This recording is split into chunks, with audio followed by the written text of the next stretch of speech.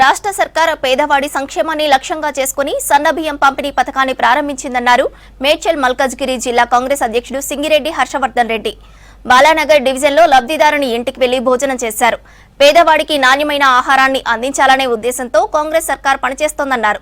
పేద ప్రజలకు ప్రభుత్వం అన్ని విధాలా అండగా ఉంటుందన్నారు. తెలంగాణ రాష్ట్రం రాహుల్ గాంధీ గారి నేతృత్వంలో మా ముఖ్యమంత్రి రేవంత్ రెడ్డి గారి ఆధ్వర్యంలో ఇవాళ తెల్ల రేషన్ కార్డు మీద ప్రతి ఒక్కరికి కూడా సన్న రైస్ బియ్యం ఇవ్వటం జరుగుతూ ఉంది.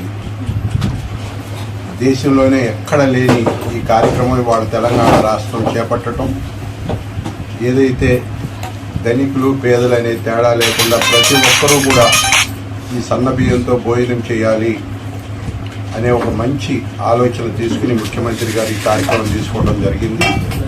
అందులో భాగంగా ఈరోజు కుకట్పల్లి నియోజకవర్గంలో మా కాంగ్రెస్ పార్టీ సీనియర్ నాయకులు గత 40 సంవత్సరాలుగా పార్టీకి సేవలు అందిస్తున్నటువంటి మా సోదరుడు రవి ముజరాజ్ ఇంట్లో ఈరోజు మేము ఈ భోజన కార్యక్రమం వాళ్ళు మమ్మల్ని పిలవటం చాలా ఆనందదాయకమైన విషయం.